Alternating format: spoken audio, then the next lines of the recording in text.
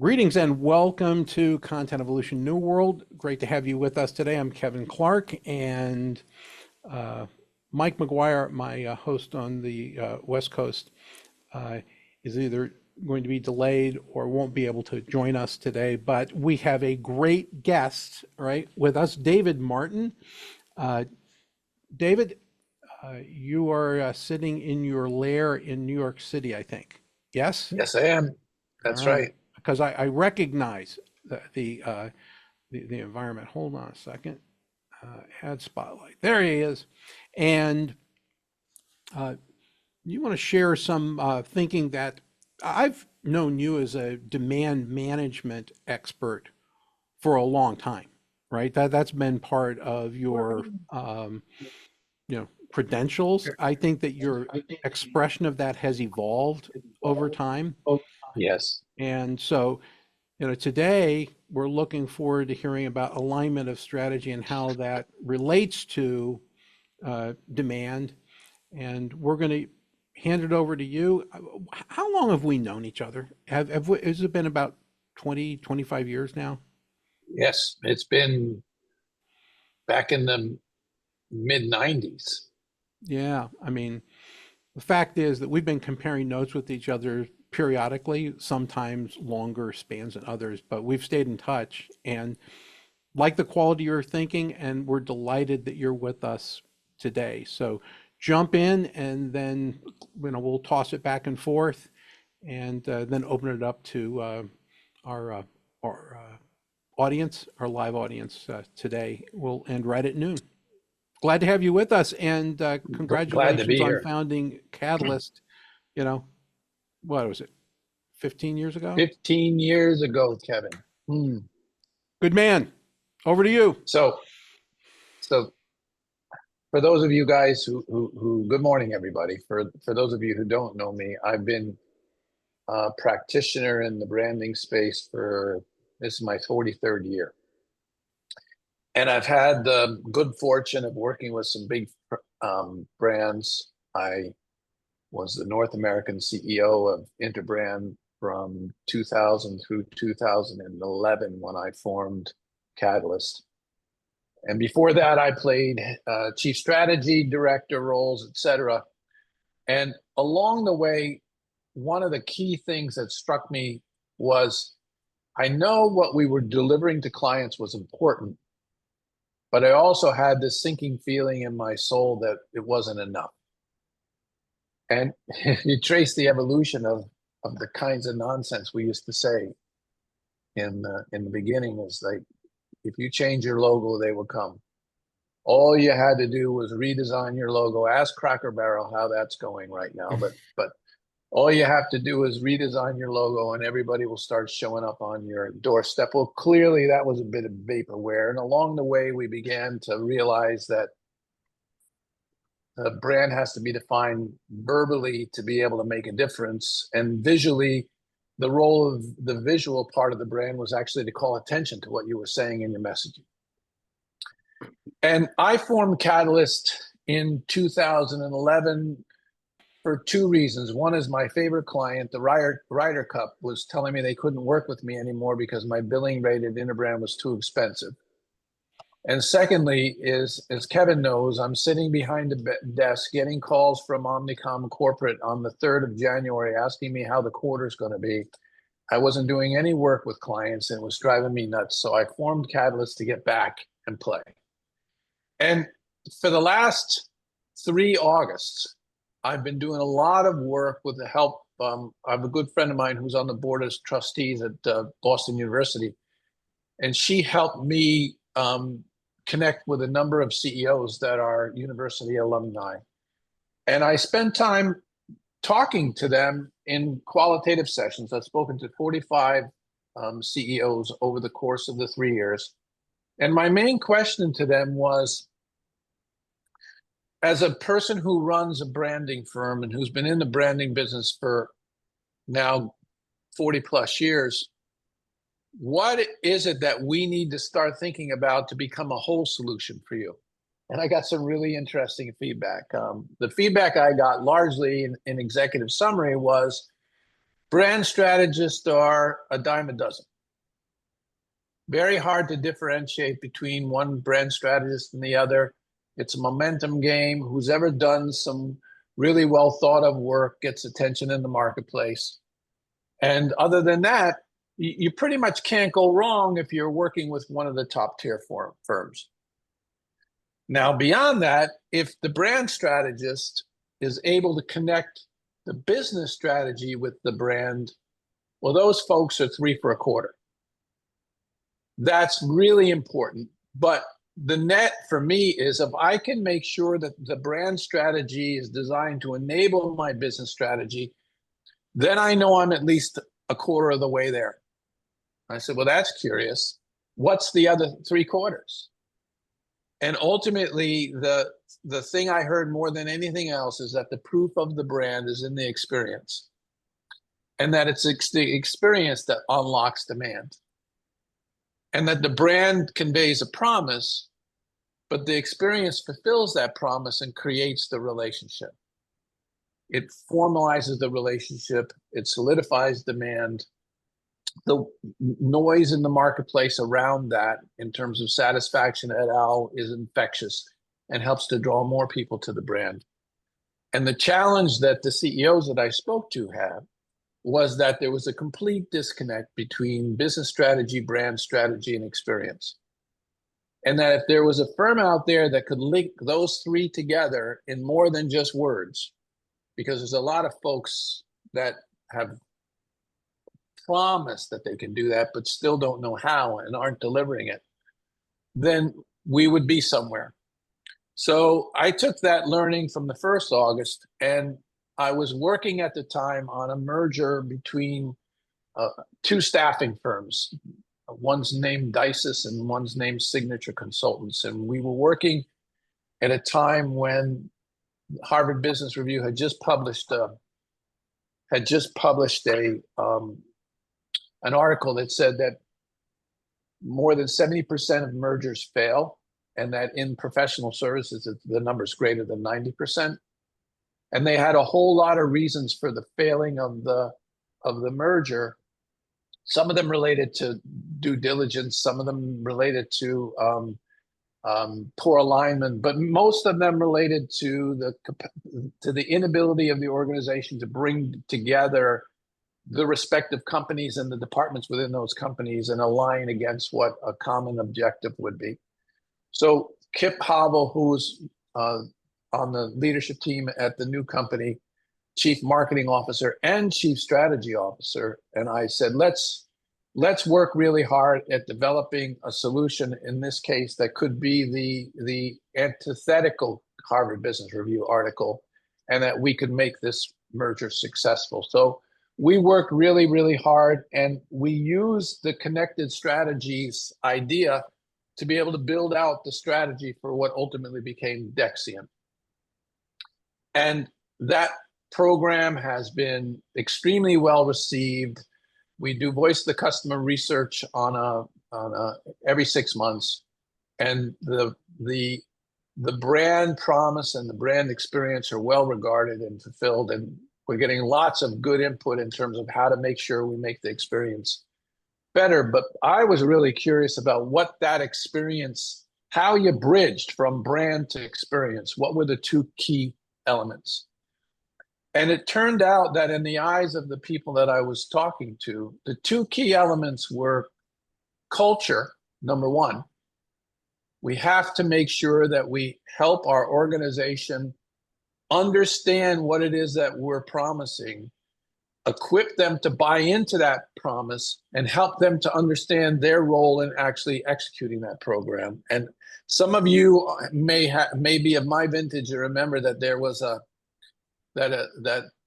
Jim Heskett and Len Schlesinger at Harvard developed a theory called they developed a theory essentially that said the same thing, that their service profit chain said, if you can align your culture against what the mission is for your organization so that they clearly understand the vision, the mission, and the business strategy, that they will in fact build the relationships with your customer base that's going to be critical for you to grow revenue, to incite demand, and to generate the profitability that you want. So it's a cycle, it's a chain where internally first, then you go externally. So that was a major element. And the second major element was innovation. That the combination of serving people well and understanding them and delivering the experience and serving, and at the same time being open to understanding the service and product innovation that's needed, those two things actually were the precondition for a successful experience. Lots of training, lots of monitoring, etc. So I had a very clear understanding of the chains, of the strategies that need to be connected. We needed to connect business strategy to brand strategy to culture strategy to innovation strategy, culture and innovation strategy to experience strategy, and then ultimately wrap the whole thing up in marketing strategy. So there's 6 strategies that we need to connect. And at the same time, I was understanding in the second August how happy these CEOs were with their organization's ability to create and sustain demand. And virtually unanimously, it was, we're not doing as well as I'd like, and it's marketing's fault. And I began to realize that marketing is like the fall guy for any challenge associated with the inability to generate demand. And those of you guys who've been interested in this subject know that there's a lot of writing about things that ultimately end up to be symptoms. Those of you who know me know that I'm a trained therapist. And in my therapy training, the very first thing they teach you is that don't get caught up in understanding what the symptoms are, because if you fix the symptoms, you haven't addressed the cause. So keep asking the why questions to get ultimately to what the cause is. So the answer that I got to from doing the why questions was the biggest burden to the ability to connect those strategies and be able to smoothly then do the things that are required to build demand was the fact that the only 2 functions in the organization that worked horizontally across all those strategies was the CEO and the chief strategy officer, if the company was big enough to have a chief strategy officer. And that all the other strategies were built in a silo by a person who ran the silo and who really was enamored with their autonomy in terms of creating a strategy that worked for their group. But if you looked at those strategies in sum total, you'd see the disconnects between the business strategy and the brand strategy. Sometimes we have a classic chief marketing officer who's very much into trying to win an award at Cannes, rather than to be able to create a marketing program that actually builds off of the business strategy and enables the business strategy. The biggest disconnects that I saw were in the area between the chief marketing officer, or anybody who's in charge of demand, and the chief people officer, and anybody who's in charge of culture. And I went back and I looked at some of the companies that I was working with at the time. One in particular is Oriental Bank in Puerto Rico. And the biggest challenge that Jose Rafael, the CEO, had, very successful CEO, recognized by the American Banker last year as the top community banker in North America. He realized that all of his initiatives were moving finely, except for the initiative that he wanted to put in place to align his culture with what he was trying to do from a business strategy standpoint. They're the number 2 bank in Puerto Rico to Banco Popular, and their strategy that we worked together on for several years was to be a true challenger bank by bringing digital utility to the marketplace, by bringing new services and expedited account opening, and also at the same time bringing new lifestyle, life cycle focused products to the marketplace, doing great, darling of Wall Street. But he knew his organization was not as fluid as it needed to be. And it came down to the fact that his chief people officer was resisting doing the integrated program and wanted to concentrate on defining new ways of working that were based upon what she felt were the dynamics of what the new work culture should be, with independent from the flow of the other strategies. Well, we fixed that, and it was remarkable how fast the change in delivery capability happened. So here I sit with an idea, with a hypothesis, with a process that's honed through a couple of clients who were very willing to test things with me because they were intuitively made sense. And then the last piece of the picture was that I integrated this approach into a couple of pitches in 2023 and 24, and had the first period of time in pitches where I went 5 for 5. And that in and of itself showed me that I was speaking the CEO's language, and that everything that I had learned was validated. And in fact, I was told by several of my clients that we were the first group that presented something that actually made sense to them and wasn't viewed as cosmetic. So all that short is like, now what do I do with this? So that's when I went to work with my 3 genius interns. I have 3 genius interns that I pay $20 a month for each. One's named Perplexity, the other's name is Claude, and the other's name is ChatGPT. And it's amazing what I was able to do by plugging all of my qualitative data into Perplexity, and then raising my hypothesis and asking Perplexity to do a review of the published research out there, to be able to come back and give me facts that either validated my hypothesis or refuted it. And the clear learning was that this is not something new, that Accenture had been talking about it, McKinsey had been talking about it, PwC had been talking about it, Bain had been talking about it. And what's interesting is that there's a lot of effort in thinking about that from the supply side, but there's not a lot of effort in thinking about it in terms of the demand side. So we had a validation, if you will, from quantitative research. And then as I began to put my materials together, I worked with Claude, because I've trained Claude on my writing, and Claude can write in my voice very, very well. And once I put all the fact base in, I can say, okay, can you take a look at this and see if you could help me draft an article for LinkedIn, et cetera. So I know Kevin shared with you the article that I wrote yesterday around the challenges with getting people to get off their hands and get to work. That largely was written through, I had a hypothesis, I asked Perplexity. Perplexity gave me their point of view. I shared it with Claude. Claude says to me, well, you know, Perplexity, they're often very conservative. This is how I would look at it.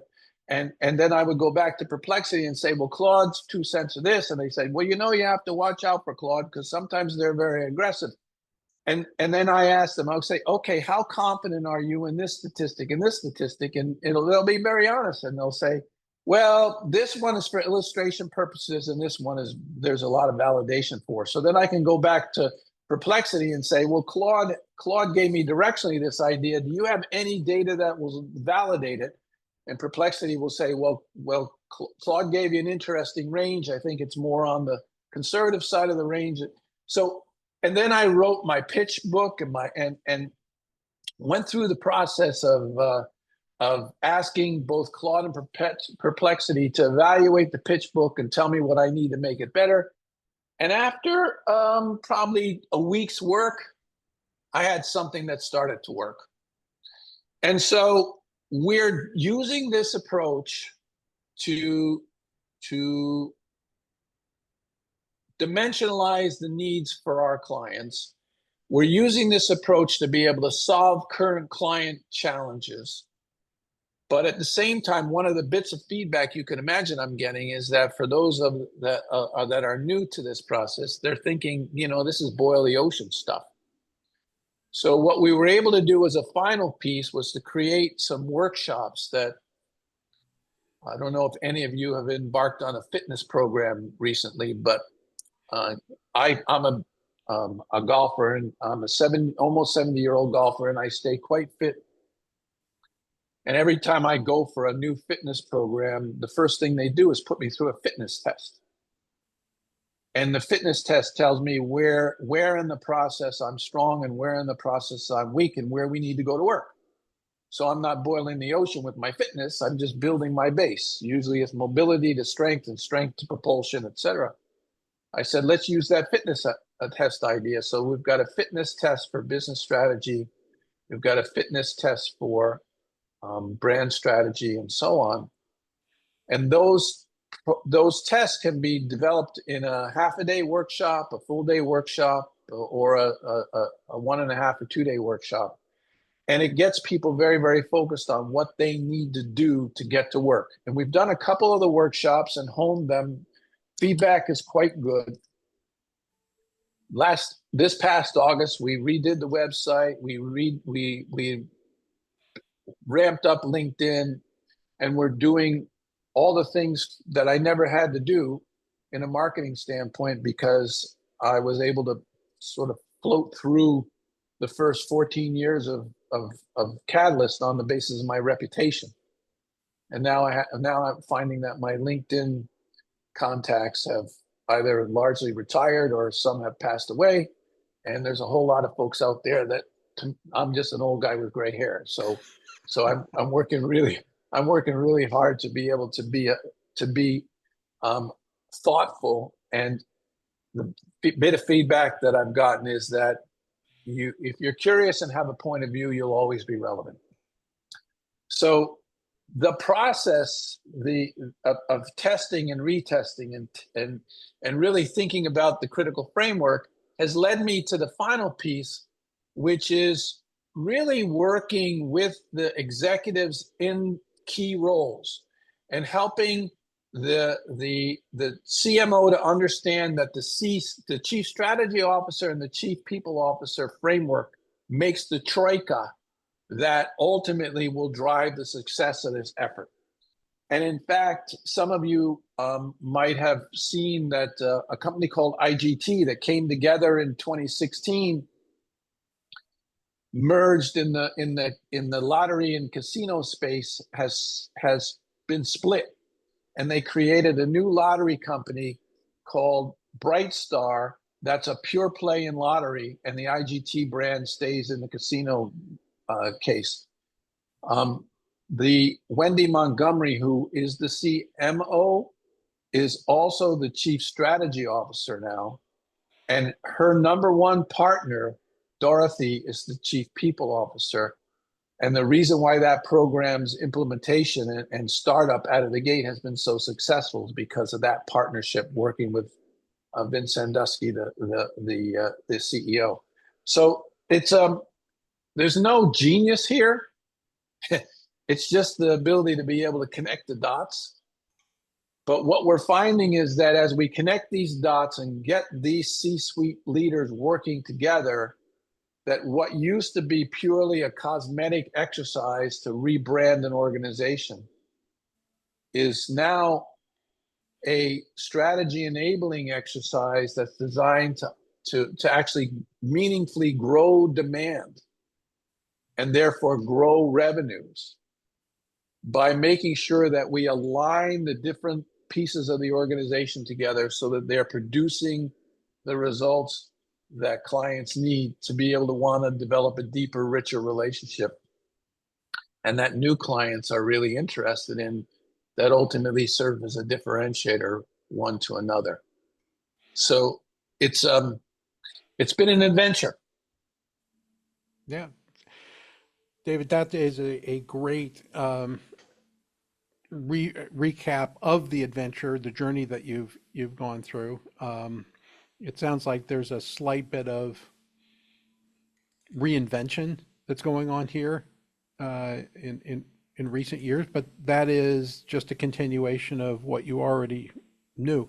You know, I'll make an observation. You can tell me whether you think it's right or not.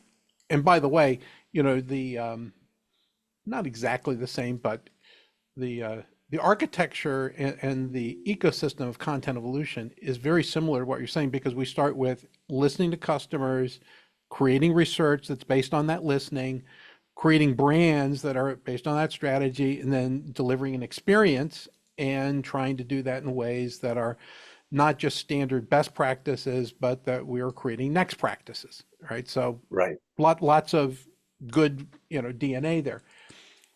I would observe that perhaps the reason the CEOs or the C-suite is responding positively is that you're the first person that's arriving where they had to do the integration themselves. They're taking appointments every hour of the day, and they're listening from HR, and they're listening to finance, and they're listening to legal, and they're listening to, you know, somebody from one of the divisions. And who is putting it together? You know, putting all that together. There's only one person, right? The Right. person, and all of a sudden they kind of go, "Oh, you're telling me you can be a partner to help me integrate all this stuff into something that's aligned and cohesive? Oh, I need you." Yes. And it works. I mean, is it, you know, a is this the antidote to C-suite loneliness? Well, for those of us who sat in the C-suite, there is a lot of there's Kevin, you're right. It is a lonely place. It is. What's helpful is that it gives something that the CEOs that I talked to that were frustrated because they couldn't get their arms around it, a process that they can feel like, okay, intuitively, this makes sense. Mm-hmm. If I do this, this makes sense. Mm-hmm. And to your point, Kevin, the beauty of it is, yes, I don't think I've ever had an original idea in my whole life. But what I am good at is I'm good at looking at things, noticing things, thinking of things, and synthesizing what I learn. And the process that you put in place in the early days very much followed this logic. And I never put two and two together as much as to understand the connected flow and the connected strategy opportunity that came out of it. Especially when you're in that mode, that startup mode that you were in and that I was in at the same time, where you're basically got an iceberg cutter out there pushing the ice. But you certainly planted seeds. Well, one of the things that, going back to your therapy background, is, you know, another diagnosis that you could give an organization where the strategies are disconnected is that this is a diagnosis of multiple personality disorder, right? Is, Yes. you know, now let's call, you know, let's call Eva up, all right? Because, you know, she's the voice of, you know, human resources and our ethos in that area. Yeah, you need to be able to reintegrate the organization just like you would a person, right? Is, you know, let's get it back together. I've observed, right, that one of the blind spots, which you may have actually explored, the case that I usually use is Takata airbags, all right, that resulted in the largest recall of automobiles in auto history, is that this getting on the same page needs to go all the way back into the value chain, right? All the Right. people who are providing inputs to you that are then going to go out into the marketplace to customers, that I need to be able to communicate, you know, the values and what we're trying to accomplish just as much to the people who are providing things to us as we are to the customers. Does that resonate? with Yes. your approach? Yeah, because I think that that's a, uh, you know, the airbags thing is all about low cost, right, supplier as opposed to, save lives. So Richard has a question. He Okay. asked me to say a little bit more about what I mean by culture and how to make that more actionable. And Yeah, what go we're ahead. really talking about, Richard, in culture is for a long time, we've realized that if we can align the organization against the mission and vision and value proposition, and then help each individual to understand what that would mean in terms of their role and their duties, and then secure their commitment to actually being that person, that we were well down the road to having them know what they need to do in the course of the relationship with whoever they help, whether it's directly with the client or whether their process building up to go into the client, would contribute to delivering that value that we promised that the client bought. So we do a lot of exercises around the notion of working with. I find that in the course of doing my work, I spend a lot of time with senior leaders, understanding their view. But I also have asked that my chief people officer and their staff to help identify uh, up to 30 individuals who are considered high potentials, who have a serious future with the company. And then in that process, spend time engaging those folks in the process of securing their input and their understanding and taking them through the process of actually building out what the business strategy and the brand strategy that could be.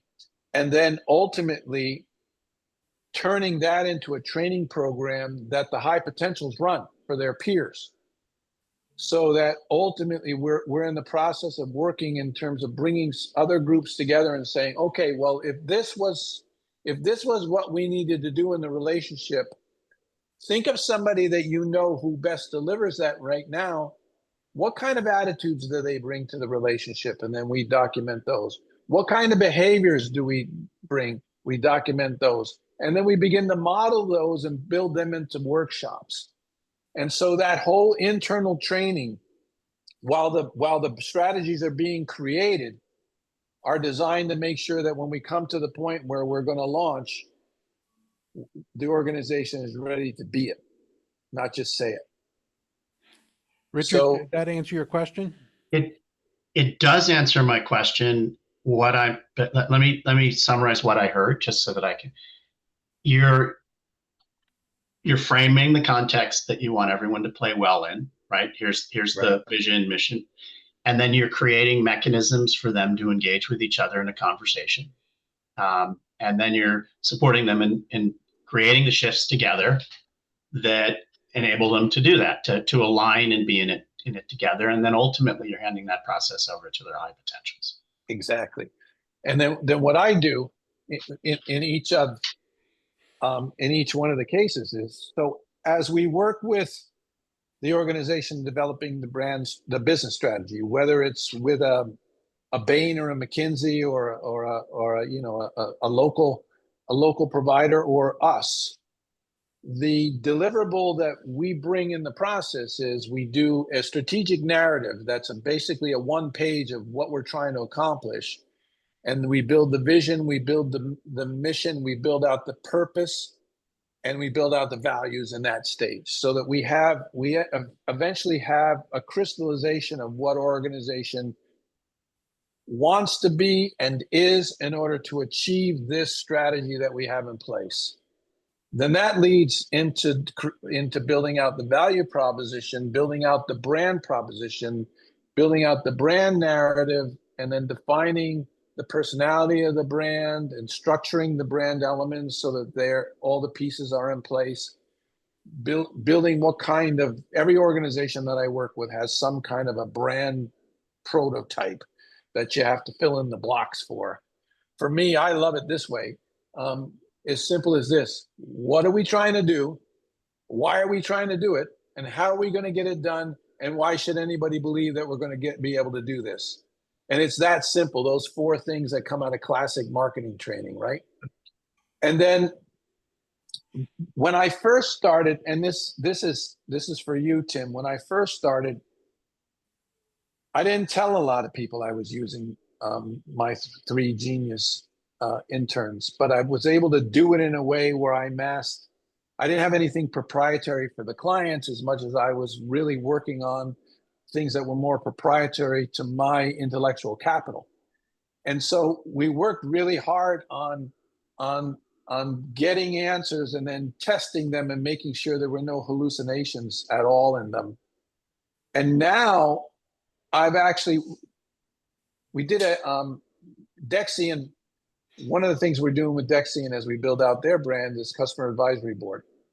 Well, we've got 15 people that are the senior leaders of their top 15 clients joining us, and we got together in North Carolina, in Charlotte, at the time of the PGA Championship, and we used the PGA Championship as the magnet to bring the customer advisory board together. And the whole theme of that customer advisory board was AI. And so the majority of Dexian's clients, the senior people, are chief information officers, chief technology officers, because Dexian specializes in staffing in technology and workforce solutions and upskilling, et cetera. Every one of these CTOs or CIOs is working through an AI transformation. And the net effect for them was, I don't want anybody to come into my company that can't show that they have a competence in AI. I need to make sure that the people I work with know what they're doing with AI. And I've convinced my marketing teams that they need to be able to do the same thing with any of the partners that they pick, whether they be vendors or partners. So I'm finding a 180-degree shift in the work that I do with people who are very comfortable with the way that I use AI, and in the non-disclosure agreements that we write, there's very clearly specified components that talk to what I can and can't do and what they can and can't do with respective intellectual capital in the AI world. So I actually see the door open wide right now, and an encouragement of being able to do that work relative to they would much rather have me with my 3 genius interns than me with people that I'm spending $100,000 a piece for doing inferior work. Yeah. Thank You know, you. it's interesting because we've had Harvey Castro, who's a emergency medical physician, on this program before, and he said we're at the stage right now where if I use AI to make a diagnosis, I might get sued, okay, for using the technology. But in 4 years from now, if I don't use AI, all right, to back it up, I'm probably going to get sued. So we're in that in-between stage where we're clearly in the middle of the transition. All right, you might as well get used to it. All right, we're going to be using this technology. Tim, did that answer your question that you put in chat? Yeah, very much so. It's just just one follow-up. Uh, in my particular case, I've written for 40 years. And so I have tons of data under my name. And it's interesting because I have,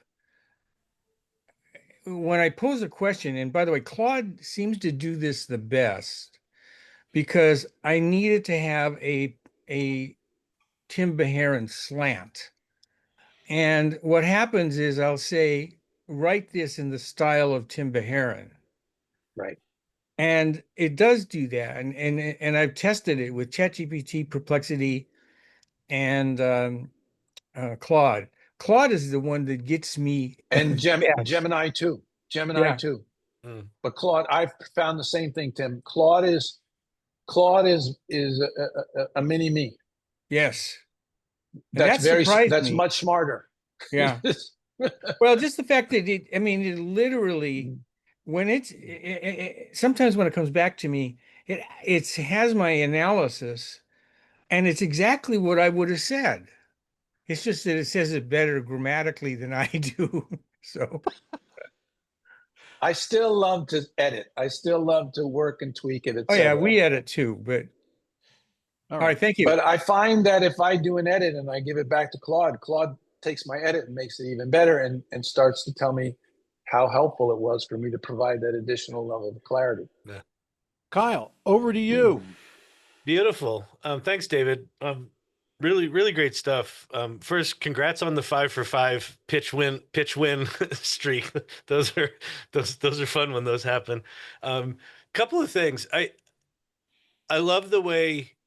I think one of the reasons you're having such good success with AI is when you started this talk, you didn't mention AI, right? You talked about all of the stuff that you're doing, and then you said, I came up with these hypotheses, and then I've got these really good interns, and then you reveal their AI, right? Like it's you're using the AI at the service of the bigger idea, which I think Right. ultimately that's one of the things that in all of the panic I got to learn AI, people are missing that, right? Every new technology, same thing happens, right? They lead with the technology rather than the use. So kudos on that. I have a question. I like going back to this idea of, you as a psychologist, if you want to change people, they have to want to change, right? And I'm curious, like even on the 5 for 5 wins, what are you finding? I feel like the argument that you laid out, if I were a CEO and you laid that argument out, I would go, yes, absolutely. And I'm curious if you're seeing a gap between them buying it and then actually not wanting to make the change or not be willing to make those connections, because those connections, they can be painful, and they have to kind of, I mean, there's two requirements really, right? They have to understand what their brand promise is, and then they have to Right. be willing to accept the gap. So I'm just curious, like what percentage you're seeing of people that sign up for it and then are just like, yeah, no, we're not ready to change. Well, I'm not necessarily finding resistance to change as much as I'm finding resistance to fund that third stage Ah, in a timely fashion. And I interesting. have to have these kind of over a martini conversations, like saying, okay, you got excited about the fact that this approach was different, Right. but now here we get to the where the rubber meets the road, and you're deciding that maybe you don't want to invest the rest of the money in the budget to go there. I said, it's kind of like finishing a meal and having it all perfect and then not doing the things that actually make the meal taste exactly the way it's supposed to taste, Right. whether it's putting icing on the cake or whatever. This is the most necessary ingredient, and you're going to lose complete credibility with the people that work for you in the C-suite if you don't follow this through. If Yep. you turn your back on this thing right now, they're going to turn their back on it, and you're going to be right back where you were before we started. And probably worse, right? Because then you've It got does work cynicism in there. because, Yeah. well, that's because, I David, talk to them like I talk to myself. Yeah. David, That's one of the great. things you need to understand that Kyle, right, has gone through this one time before because he was one of the co-founders of agency.com, which was the first online advertising agency, which was Yep. bought by your former But by Omnicom. peeps, okay? Yeah. Omnicom, yes, Well, our We pals. did a lot of work with Interbrand, but you said you were there at 2000. I left agency.com in 2002. I think we did our work with Interbrand in the 90s, but I was in Interbrand since '89, so oh wow. we could have crossed paths. Yeah, I'm sure we could cross paths. Yeah. but the point is that was very tumultuous, that change, and we're doing it again, except it's an exponential I was difference, gonna say, right? Is like it's that on this isn't crack. just about connecting, yeah, it's Yeah. something completely different. Robert Painter is with us. Robert, come on in. Hello, Kevin. Robert, Hello, David. Also how are you? recent guest on this show. Robert, what do you think about what David's saying? Well, David, what do you think about what Robert's doing? I love what Robert's doing. I mean, I'm just looking for ways to be able to partner more effectively. There's at least 3 or 4 folks that I'm speaking with that are really interested in learning more about what he does. I'm trying to pave the way. Robert, again, in 30 seconds, say what you do so that people are reminded of David's admiration here. Yeah. You'll recall I spoke around sort of about creating the need for marketing engineering.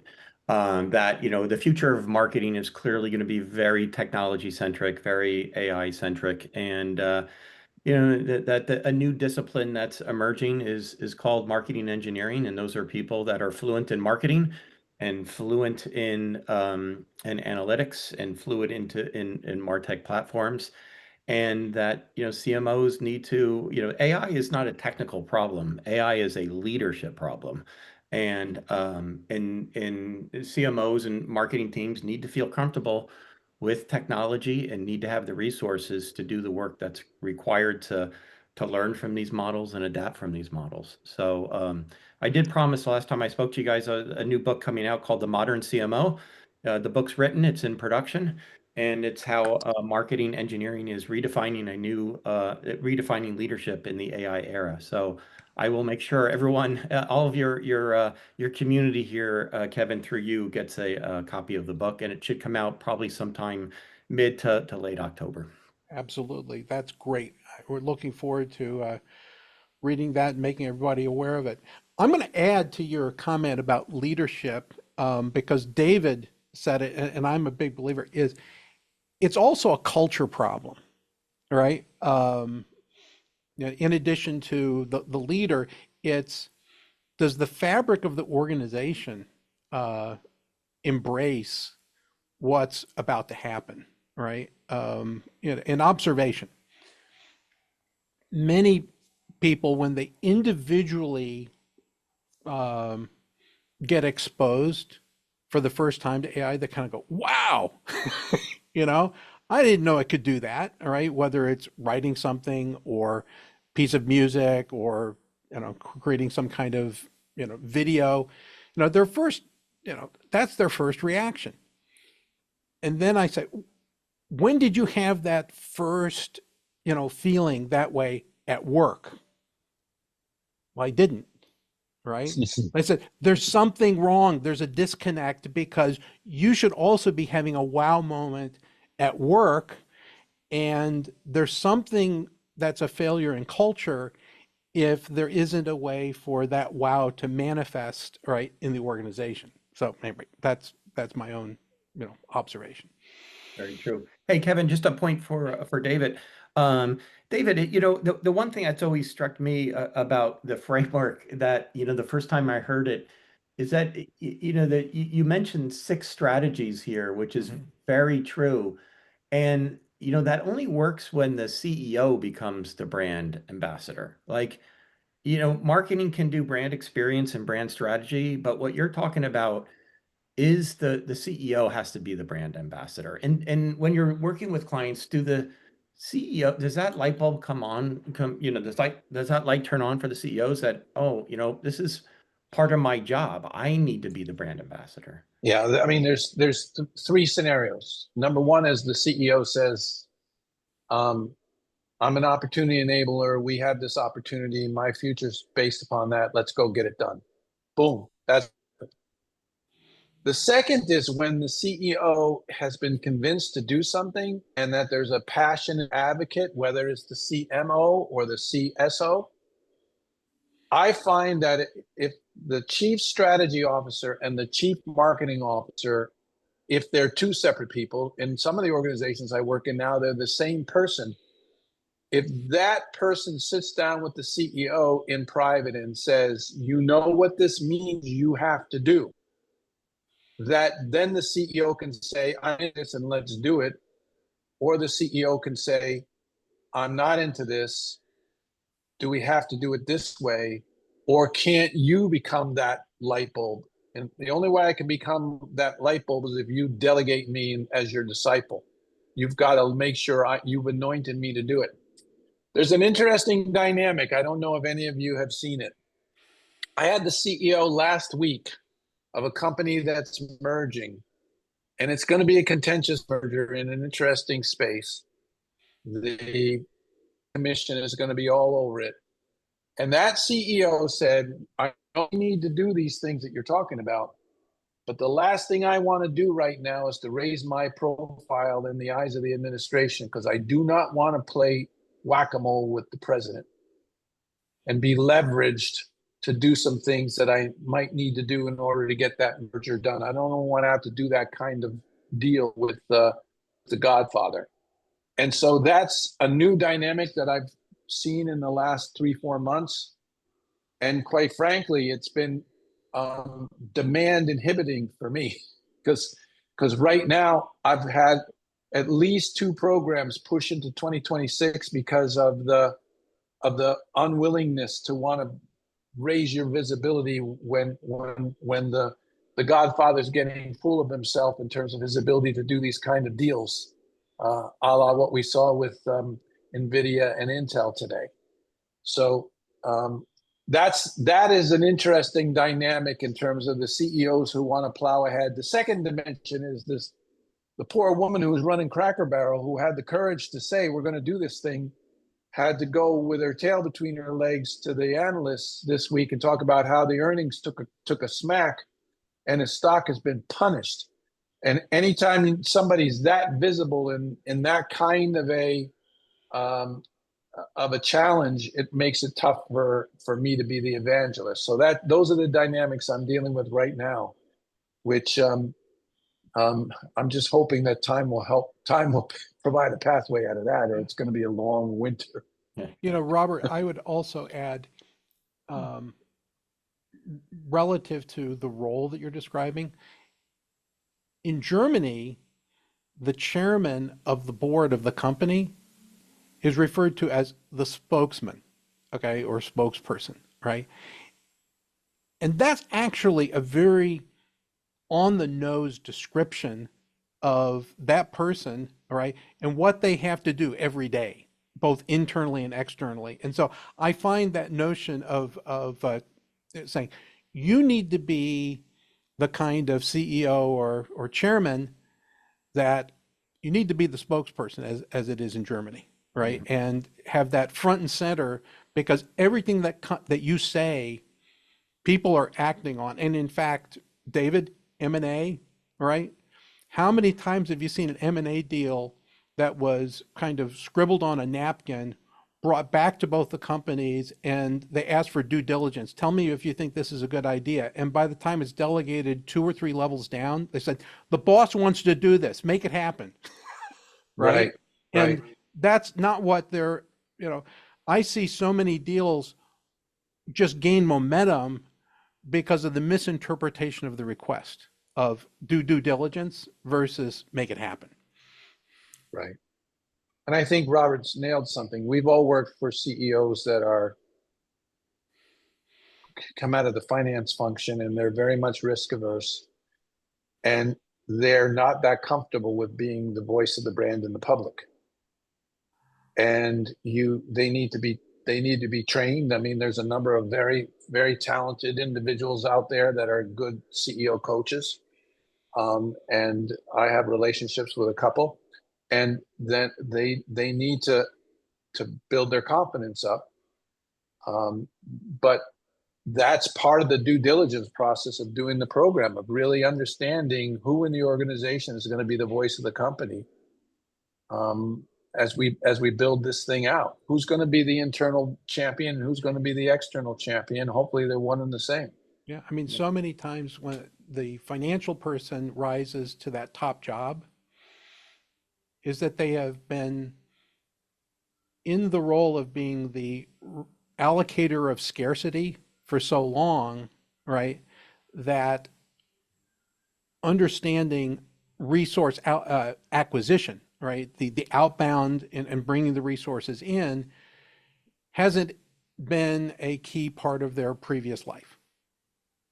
And it's got to be a balanced scorecard.